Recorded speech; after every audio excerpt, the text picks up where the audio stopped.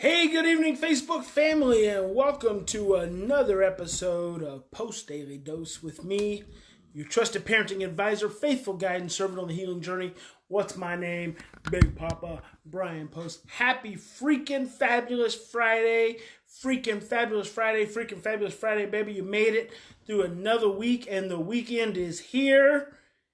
And if you're like me, you're probably not going to do anything much different than you've been doing all week, which is staying in the house, more or less. So what better thing to do than to close out Friday with a fantastic topic. And you were warned. You saw the title of the episode. It said, warning, bold letters, R-rated content. Don't be messaging me. Don't be texting me. Don't be telling me you're offended by my language, because the topic of today is fuck you, I hate you. What it really means. I don't know if it's the moon. I don't know if it's the gravity. Some of my family's been really going through it this day today. They've been going through it. Started probably last night, going through it today. And I'm like, yes, this is some good stuff. We're in some pain. We're in the place where healing happens. We're in the good stuff. And a lot of times, people don't usually look at it like that. But I'm telling you, when your kid and you are in the midst of your shit, you are both in your brainstem, and your brainstem is where all your trauma and all your pain and all your sadness and all your grief and all your hurt and all your anger is at, and you've got pathways formed around those experiences, and you have to rewire those experiences. If you don't rewire those experiences, if you don't create new experiences, nothing is going to change. It is in your brain. It is a pathway. It's connected to your body, and that's just what it is. And so I thought I would talk a little bit today about when your teenage kid is really pissed at you, or maybe not even pissed at all, and they say something like, fuck you, I hate you. And most parents are like, oh my God, it just kills me. It pulls my heart out when my child talks to me like that. Or it's, I'm going to kill you. Because a lot of times you want to say, fuck you back, but you don't. Or you say it under your breath, but you're like, I want to strangle you. And so how many times do parents get that kind of language from their children? You hear it, you get all kinds of twisted up, you get all kinds of offended, because you got all these messages about when you were a kid, you couldn't use that language. Hey Leslie, hey Mimi, and hey Helen, hey Ashley. You get all twisted up. You're like, church pastor says you can't be talking like this, and you're like, I don't know what to do. I don't know if I should cuss my kid out because that's really what I want to do. I don't know if I should tell them that language is not okay because they're just going to say it anyway. I just don't know what to do. I'm going to give you an idea, a very specific idea, very concrete idea. Actually, I'm going to give you two of them. Two very, very clear ideas on where this is coming from and how you need to look at it, what you can do about it. Now, the mom I was talking to today, whose teenage daughter, 16-year-old teenage daughter, is being really, really nasty. When the mom was telling me, okay, so first of all, after mom tells me, she's like, it just hurts me so much to hear her talk to me that way. So that's one piece. But as she's telling me the words that are coming from this child, I know this child has not received these words in his home. This child has not ever heard these words. These words are foreign to this child. These are not words used in this home. This child has not been taught these words. So where are these words coming from? And I told the mom, and here's what a lot of times you don't think about when it comes to your adopted children. You listening? Prenatal imprints, in utero imprints, in utero experiences, birth experiences, domestic violence experiences pre-verbally that get stored in the brainstem. And when the brainstem gets acted out, gets opened up, guess what comes out? Ugly, nasty words. Do the ugly, nasty words come out because the child is just being ugly and nasty? No. The ugly, nasty words come out because the child is feeling, listen to this, they're feeling ugly and nasty. And guess what's associated and connected in their brainstem with feeling ugly and nasty? These really ugly and nasty words. So these are the words that come out. When in fact, what's actually happening, if you could see it, what would actually be happening is an infant balled up on their back going, wah! Wah! Wah! But because you can't see it, what you hear instead is a 16-year-old saying, fuck you! I hate you! I hate this fucking house! You're a bitch! You're a fat bitch! I hate everything! I hate everyone! No one's my friend! No one loves me! That's what you actually see and hear. But it ain't the truth. It ain't the truth. That's an optical illusion. It's an optical illusion.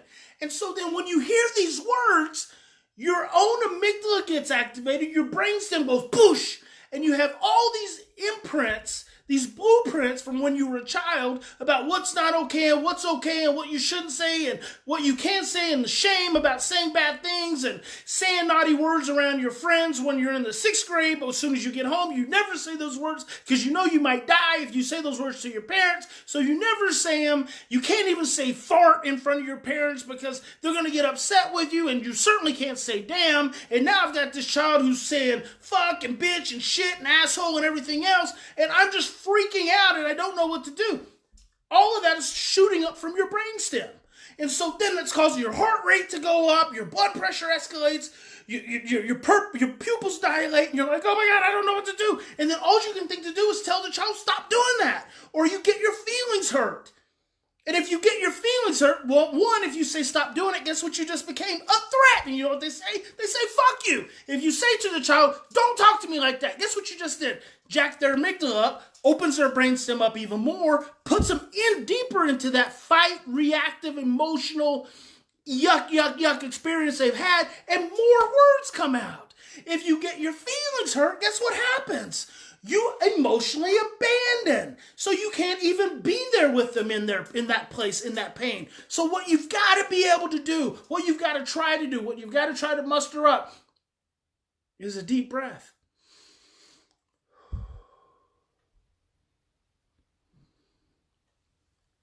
Flip your lens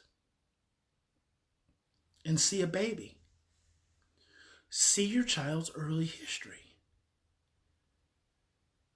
And you say, your response is, what else? Tell me more. I'm here.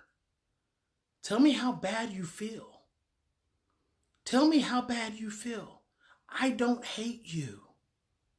I don't hate you. Go ahead and tell me how bad you feel. You deserve to tell me just how bad you feel.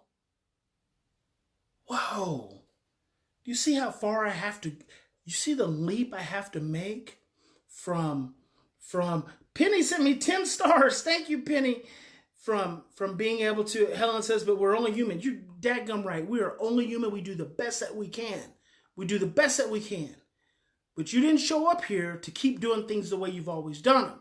You show up here to learn something new, to do something new. But it will be hard because none of this is easy. It's all very simple, but it's not easy. So what you've got to be able to do is make that leap. You've got to make that leap from taking your child's words personally and seeing the trauma, the hurt, the domestic violence, the nastiness, probably the cussing and the pain that lies when they emotionally regress. That's who you have to see. You can't allow your personal overwhelm to take you away from your child's pain experience. When your personal overwhelm takes you away from your child's pain experience, you miss the opportunity to help them work through it and get to the healing side. I'm going to also tell you what I suggested to one of my parents today. So that's just one. That's one way of thinking about it. And I realized this a long time ago. Long time ago. Oh, I remember it was years and years ago. A little 7-year-old kid was saying to his parents that he wanted to kill him. And I just remember saying, what was his birth like? And mom said when his biological mother was pregnant, his dad tried to kill her. Oh, perfect, perfect. These words are connected to feelings that are their feelings, but are really not their feelings. They do not arise from their feelings. They arise from someone else's feelings. A fetus can only feel what is occurring from the outside. They feel it and they store it. A fetus can only hear what is occurring from the outside. They feel it and they store it. A fetus can only think about what is coming from the outside. They feel it and they store it. And when that gets opened up, and it may be when they're 5 or 10 or 15 or 20, but when it gets opened up, it's still there, guys. The pain is still there.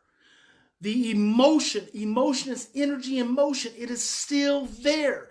It is a fragmented memory. It is not congruent. It is not coherent. It's incoherent. It's still there. It did not go away. Unless you express it, process it, and understand it, it doesn't go anywhere. And we never lose memories. We just have to learn to make sense of them. And if you've never had anyone help you learn to make sense of a memory, it's still there. And it's still haunting you every single day. Stephen Covey, I love you too, Mom. Stephen Covey says, upset feelings never die. They are buried alive and they come back as something uglier.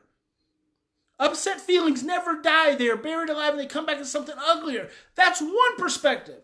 Birth trauma, in utero trauma, pre-verbal trauma, domestic violence, that's one experience.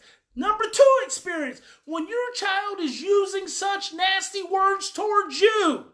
When your child is saying the ugliest, most vile words towards you, what they're actually doing is saying, this is how I think you feel about me.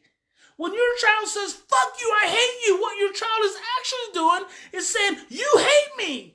You hate me. You hate me. You don't love me. You hate me. They're actually saying that because that's their perception of how you feel about them. That's how you have the ability. You have the ability in that moment of brainstem activation to look at your child and say, I love you. I don't hate you. I love you.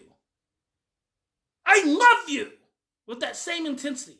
Now listen to that. The child says, I hate you, but you look at them and you say, I love you. I don't hate you. Huh? You just caught them in an unconscious expression that they were not even aware of. You just corrected an unconscious expression that they were not even aware that they were having. So you tell them back. When anything your child says to you, in the most vile, nasty way, is their belief that that's how you feel about them. That's the power of mirror neurons. So anything your child says to you, that is their belief just being reflected back to you. What do you do about it? Catch it, listen to it, and tell them just the opposite.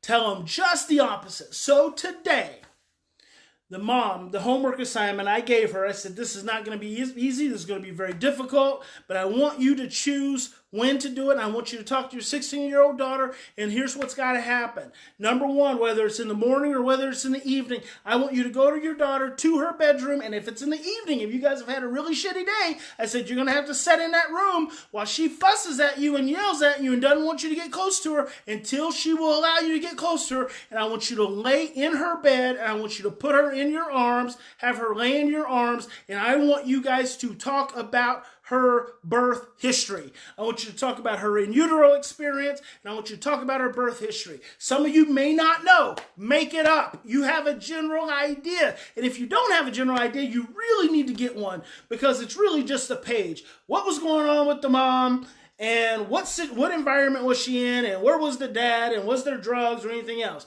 That gives you a general idea. It doesn't have to get real complicated. You don't have to make it real difficult and real detailed. All you have to do is talk about how scary it must have been when you were in your mama's tummy, because here's what we know. Have the conversation. Why do you have the conversation? So the child can start to make some sense out of where all this madness within them is coming from. They can't make sense of it. They have no idea where all this madness is coming from. They need you to help them make sense of it. That's why you've got to stop getting so overwhelmed and flip your lens. Flip your lens and see the baby. See the baby, see the trauma, see the pain, see the hurt, see the grief. And I said to Mom, you guys got to grieve. Talk about that birth experience and be sad with her. You guys have to grieve. She has to grieve that pain. You got to grieve it. And I said, I want you to keep doing it. I want you to do it every night for the next 5 days. Whether it's morning or whether it's night, I want you to lay in her bed with her, hold her in your arms. I want you to talk about when she was a baby.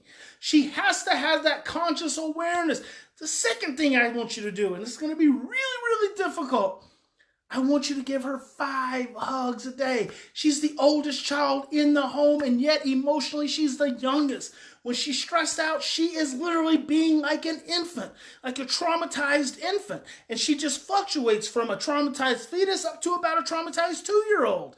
2-year-old because she's aggressive.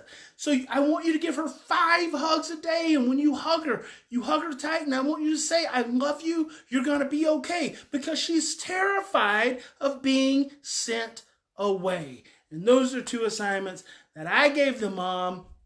Leslie says 15 years ago, I was so offended by words today. I shocked them by using them. Absolutely. The words are not going to hurt anyone. What if a child hates being thought of as a baby? You don't have to think of your child does not know your thoughts. You have to see the child as a baby. You have to see the child as a baby. They don't know your thoughts. You don't have to tell them they're a baby. You don't have to talk to them like they're a baby. You see the traumatized baby. It has nothing to do with the child. And I tell you what, if you share with the child, you're just a scared baby right now, and they say, I don't want to be a baby. You know why they don't want to be a baby? They don't want to be a baby because that's when they felt helpless, and that's when they felt scared, that's when they felt overwhelmed, and that's when they felt really bad. And so you have to help them understand that they can work through that and you can support them through that, and you're there with them now, and everything is going to be okay, and it's okay to have those feelings. You have the power to be able to do that. All right, that's it, guys. Ashley says, sadly, our son is 18 and will not let us hug him. It makes him aggressive. Advice. You don't have to hug him. You don't have to hug him. Start by being present with him. Look at it as a process. Be in his same vicinity. Connect with him emotionally. I say to parents, just like I say to residential staff all the time, before you put your hands on a child, if you cannot calm them down without touching them, you should not touch them at all. If you can't calm a child down without touching them, you should not touch them at all, because that means you can't calm yourself down. So get in the same space, connect, breathe while you're talking to them, pray inside while you're talking to them, think positive thoughts while you're talking to them, while you're spending time with them. Keep thinking those positive thoughts, keep sending those loving vibrations from your heart. And just keep getting familiar, more and more familiar. And every now and then, instead of hugging him, just give him a pat on the back. It's like just sensitizing him. You give him a pat on the back. You give him a rub on the head. You make eye contact. You smile. You'll know when it's time to get a hug. You'll know when it's time to ask for a hug.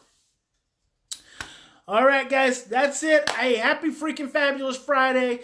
Big Papa loves you. God bless you. Remember, in any given situation, we always have 2 choices. We can continue to just go on autopilot, and continue to react from those same blueprints of stress, fear, and overwhelm, or we can stop, we can slow down, take 3 to 10 deep breaths, and choose love. You guys have a fantastic weekend. Stay safe, stay calm, stay connected, and I'll see you on Monday.